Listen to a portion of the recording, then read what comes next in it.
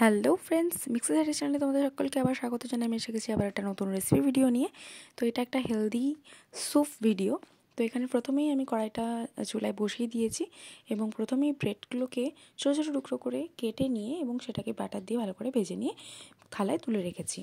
তো এরপর একে একে ওই কড়াইয়ের মধ্যে যেহেতু একটু বাটার লেগেছিলো, তাই ওটার মধ্যে আর এক্সট্রা বাটার অ্যাড না করেই যা যা সবজি তোমাদের পছন্দ, শীতকালে তো অনেক রকম সবজি পাওয়া যায়, যে সবজিগুলো খেতে তোমরা ভালোবাসো সেগুলোকে খুব ফাইনলি চপড করে নিতে হবে, একদম ছোট্ট ছোটো করে টুকরো করে কেটে নিতে হবে। এবং তার সাথে একটুখানি রসুন কুচি, আদা কুচি এবং লঙ্কা কুচি দিয়েছি। রসুন দিলে একটু টেস্টটা ভালো হয়। এবং সবজিগুলো হালকা ভাজা ভাজা হয়ে এলে তার মধ্যে একটু ওটস অ্যাড করেছি এবং দিয়েছি ম্যাগি মশলা। এবং তার সাথে হাতের কাছে যা যা মশলা ছিল, মানে রান্না করতে যে যে মশলাগুলো লাগে, জিরে গুঁড়ো, ধনে গুঁড়ো, এরকম আমি অল্প অল্প করে দিয়েছি। তো এরপরে ভালোভাবে ওটাকে ভেজে নিয়ে আমি তার মধ্যে জল দিয়ে দিয়েছি।